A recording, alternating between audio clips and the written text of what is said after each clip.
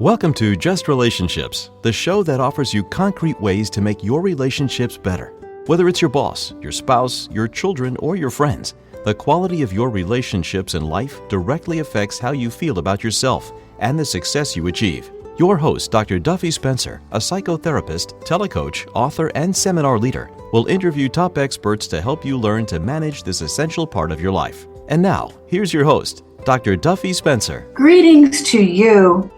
If you tuned into last week's program, you know you're in for a treat again.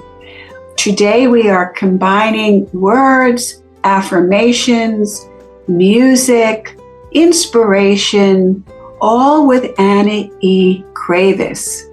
Anna E. Kravis is a consummate songwriter, song performer, and a writer of short stories, and she sings to children, she sings to adults. She even will create your own customized affirmation for you, which is something so novel. When I teach affirmation, I ask people to write their own affirmations. I give them a list of affirmations. I ask them to choose the best they like, but also the idea of creating your own affirmation, what resonates for you.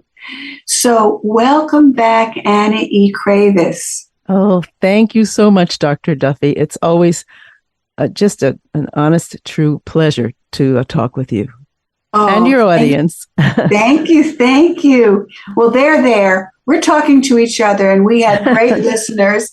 People who tune into Just Relationships, I think, are very special people, because people who really care about cultivating, building healthy, solid, happy relationships are very important. And this is what we need in the world, right? We need healthy, solid, loving, stable, trustworthy relationships. And when I first created Just Relationships, I said to Jim Green, the station manager at the time, Jim, I want it to be about just relationships. He said, well, you can name it Just Relationships. And I said, that's fabulous. That's a real double entendre, because just relationships about justice. So so I love the name of my show. So go ahead, Anna. Well, it's a wonderful name because it's so all-encompassing of so much. But what popped into my head as you were speaking is that I believe that the most this kind of things, this is something people know, okay, but that the most important relationship we have is the one with ourselves. Yes. Because everything we do in life is filtered through our relationship with ourselves. Right. And I'm very excited to be at this point of my career where I am creating personalized custom affirmations for people. And it sort of came about like a lot of things. I just did something and it wound up going, being its own kind of had its own energy. I created this first one that, not the one you're going to hear. I created one for myself, and it was so helpful, and that I would listen to it every night, and I found my behavior changing. Yes. Because honestly, I think where I'm coming from when I speak these things is a very deep place. It's not just conversational. There's a deeper energy going on and coming through. And that, I think, carries an energy to the person who's hearing it. So then I got the idea to make some for my friends. So how the process of it is that I would have a conversation, and I would ask certain questions, and people have been very open about what in their life they would like to enhance, what in their life they would like to develop, what issues that they have that they would like to change. And I do always ask what their relationship with spirit is if they feel they have one. And there's no judgment there, because if they do or they don't, the affirmation will still be wonderful. But that's an important piece of information for me. And I also ask, if you do have a relationship with a higher power or with God or whatever, how do you address that energy? And so most of the time, the answer is the God of my understanding. That's yes. So for people that have that belief, and most everybody I've worked with does, and people that don't, I can do just as effective an affirmation, without that component, because it's in there anyway. Because I feel I've been guided to do this by my own inner self. So anyway, so where it is now is, it's so exciting, is that, yes, I've done some for friends and for me, for my husband, Miles. And then word of mouth got out and people started contacting me to have me make these customized personal affirmations for them. And the feedback I've gotten has been fabulous. Like one person called me up and just, I know, so great. One person called me up and just said, I'm in love with my affirmation recording and I listen to it every day. And that's been pretty much the response, in different words from different people. So I feel like I'm doing the work I'm meant to be doing, as well as the teaching of piano and ukulele, and taking a respite from performing for a while, but you never know, But this is very exciting to me because it's like the next branch on the tree, of my life. Oh, I love this. Next branch on the tree. Wow. You're so poetic, Anna. Thank you. Oh my goodness. Yeah. And, I'm thinking about what Albert Einstein said, that we have to make one basic decision and everything comes from that.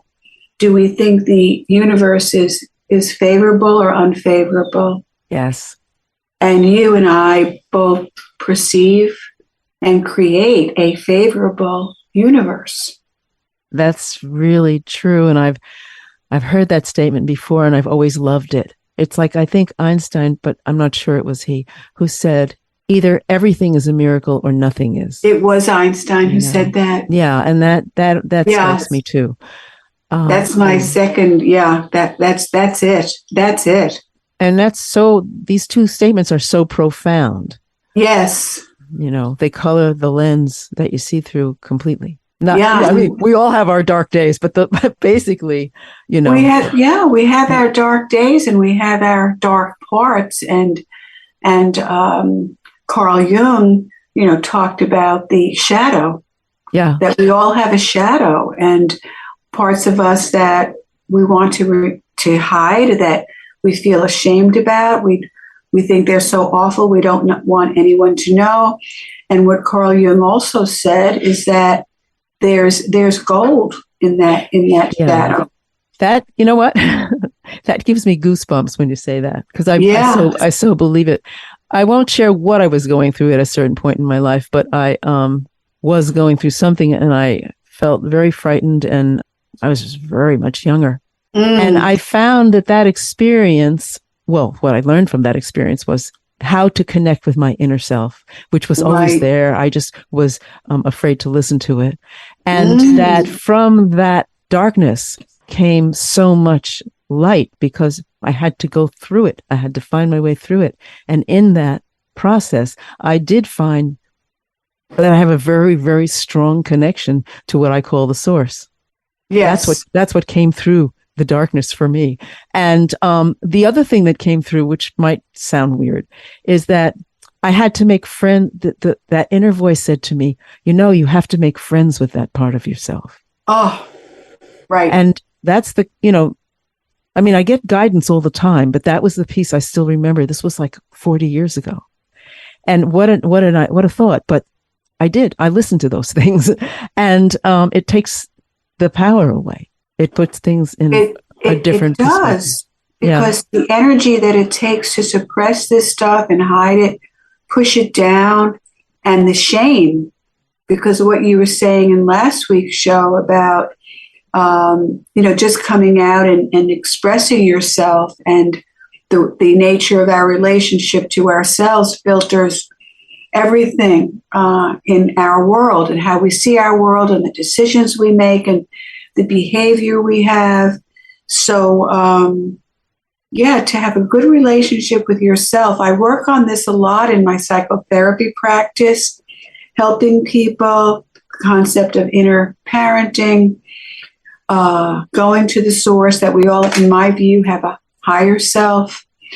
And so tell us about how you arrived at the power of affirmation. You've had so many different incarnations in your life. Yeah.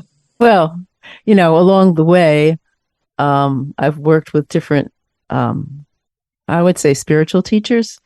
Mm-hmm. And of course, I've read a lot, and I guess the power of affirmations, I've used it, like I had a teacher who had a sort of a Native American component and all these different things, but it's the power of what we tell ourselves that, mm-hmm. is so important. And we have to, I don't want to sound like a shrink. I'm not one, but I know that, we're constantly telling ourselves things, but in affirmation, we are choosing what we're telling ourselves. And with repeated listening, say to the customized personal affirmation things, recordings that I make, like I said, people can contact me and I will make them.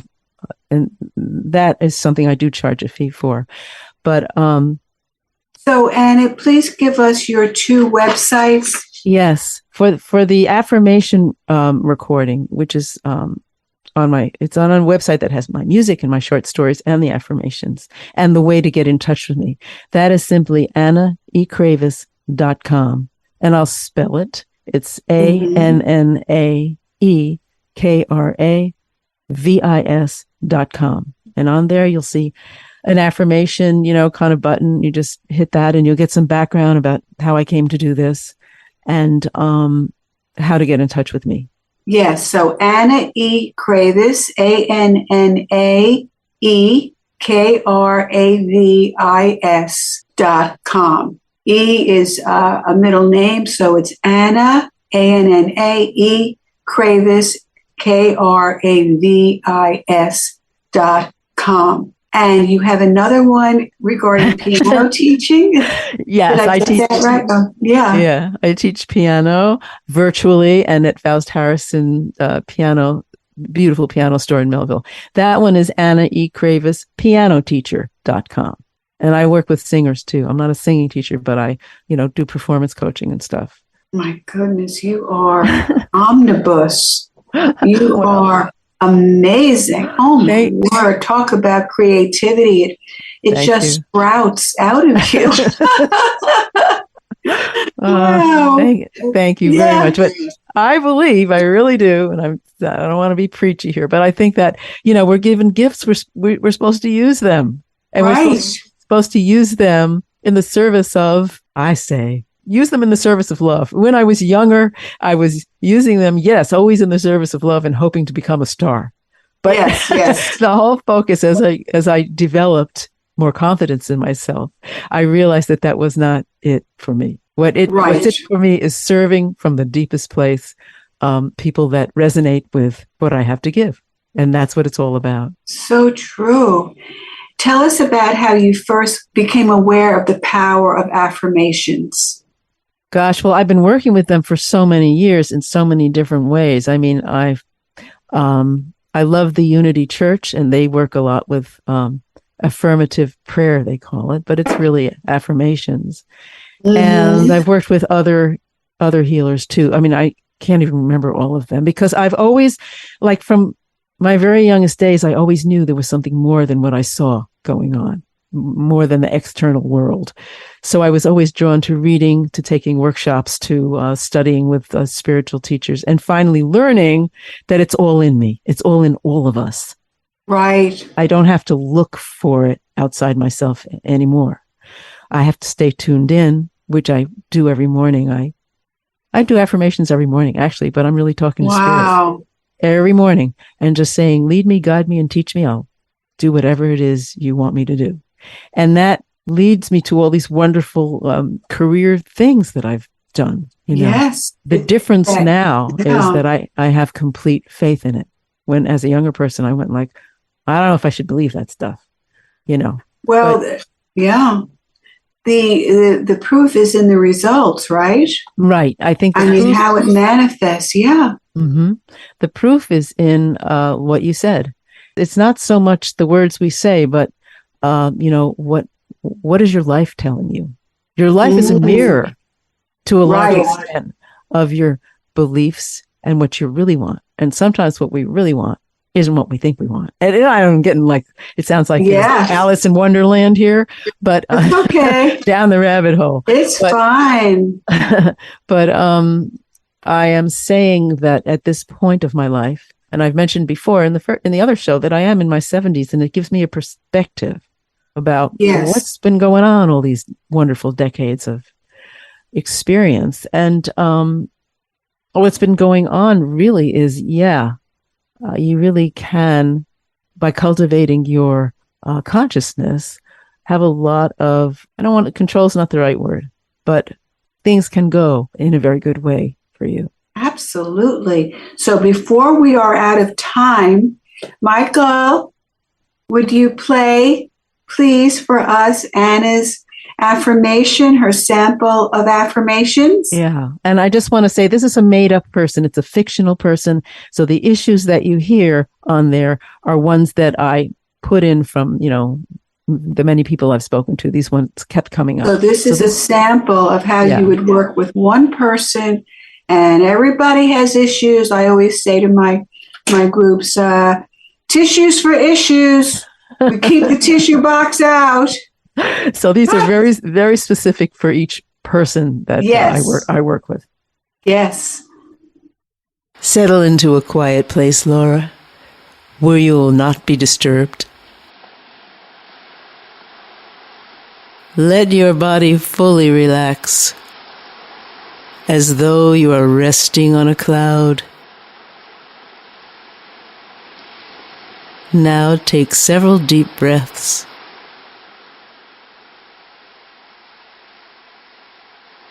Breathe in peace.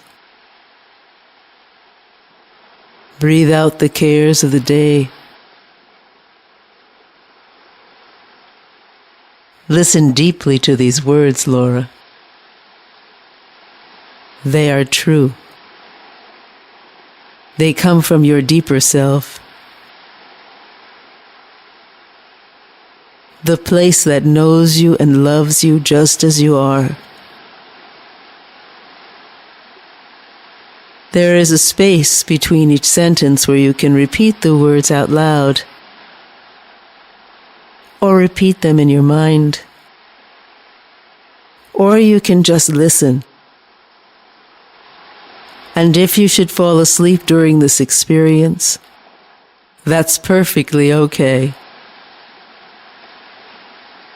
Listen or repeat the following affirmations.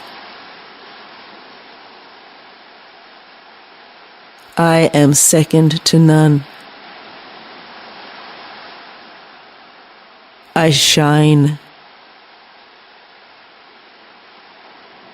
I deeply accept all parts of myself.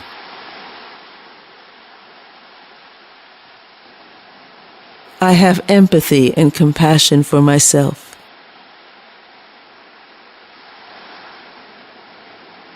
I am resilient. I have access to all my power. I see and own my talents. People are inspired by my talents. My talents add value to people's lives.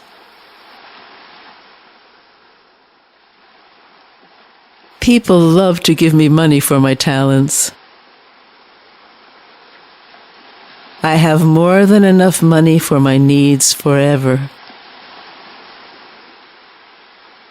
I am comfortable with ever-increasing abundance. I am abundant. I have accomplished much.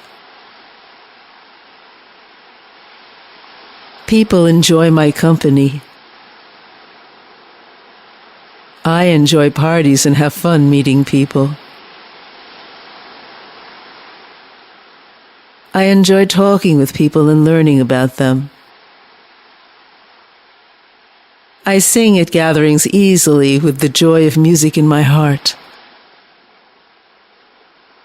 I ask for and receive my highest good with grace and ease continuously.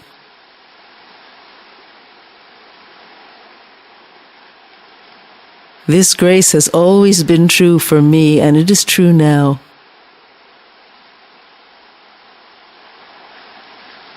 I enjoy my talents and discover exciting new ways to use them.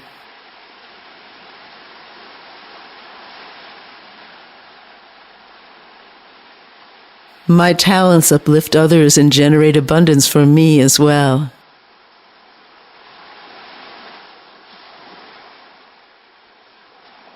I feel the energy of abundance now.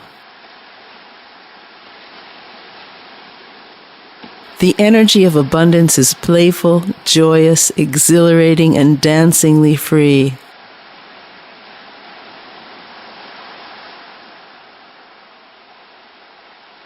I see myself dancing in this way, filled with smiles.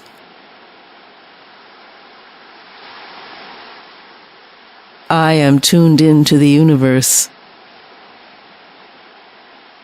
Money loves me. There is more than enough money for our needs and for fun always.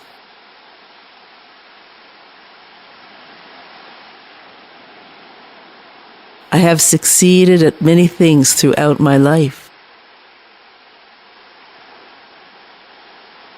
I am guided to my highest good always.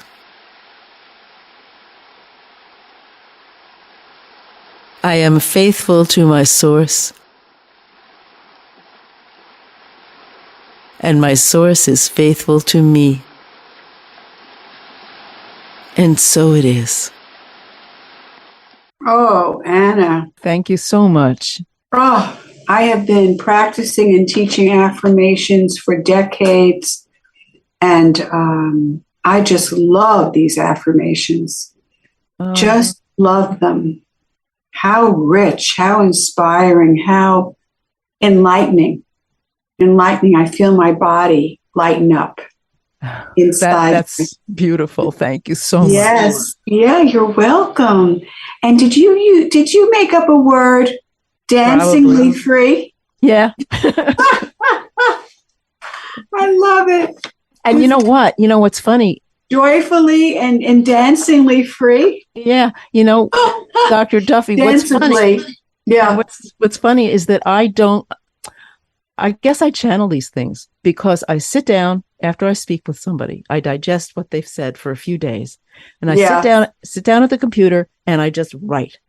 Yeah. I don't change anything. So if dancingly free was in my head, that's what came out, you know, and then I record them the same way. I don't rehearse them. I just read what I've written. So the process, I mean, it's very organic. It's very quick. The interesting part is the whole thing's interesting to me, but is the conversations and what comes out and you know, and everybody, you know, everybody's been very open and putting people's struggles. Yeah. Yeah. And it's been pleasurable. It's not like a heavy duty experience, you know? Right. And pulling people out of their struggles. You know, I'm thinking about Ken Keyes, who wrote the 10 ingredients or 10 steps to happiness. And basically his point was that we can lift up our demands into preferences. So if I think that I need something to be happy, I'm an addict. But if I can say I would prefer this, but I'm happy with or without it. Uh-huh. So I think lifting up our demands into preferences is literally key. And so what you do is you take people out of the white knuckle struggle into the openness, the expansiveness, the open space of it all. That's yeah. Yeah. Yes. Yeah. The whole struggle part, I don't resonate with that anymore. No. Because it really keeps you stuck. That's what you said about addiction. That's right. Gripping something so tight and you can't see any other way. Exactly. Yeah. Yeah. The more you hold on, the more difficult it is. More difficult it is. Yeah. I think the key is release. Right. To be willing to, and sometimes I have to ask for the willingness to release something. And when I do, it changes.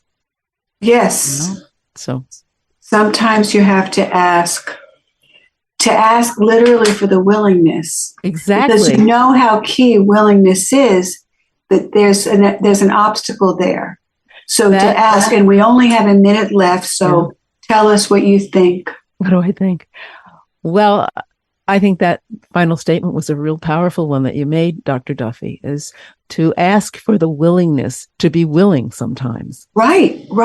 And to receive. And, that's really, really good stuff. So I think you capped it all there very beautifully. Well, and to receive. I think that's such a beautiful point, because with my psychotherapy patients, there's so much good in the world, but if you have the blockade that you are not good enough and not deserving, you can't take it in. And then, so you keep that stuckness. Mm-hmm. You don't have the cycle of I give and I receive and I let the good in. I literally let the good in, because I am good and I am deserving of good. Mm-hmm. Annie E. Kravis, AnnieECravis.com to reach her, and you are just a delight. Oh, thank you so much. Right back to you, Dr. Duffy. Wow. And I'm so glad I invited you, and you'll come back, I hope, to Just Relationships. I would love to. Maybe we'll do music next time. Oh, yes. But I thank you so much, really, from the bottom of my heart, for having me. Oh, so this is Dr. Duffy Spencer saying goodbye for now and wishing you great relationships. Not completing high school is more of a social thing than it was an academic thing. Even though all these years have passed, I still had that longing to have my diploma. At age 30, Carissa finished her high school diploma. If you're even considering getting your high school diploma, you can do it. No one gets a diploma alone. If you're thinking of finishing your high school diploma, you have help. Find free adult education classes near you at finishyourdiploma.org. That's finishyourdiploma.org. Brought to you by the Dollar General Literacy Foundation and the Ad Council.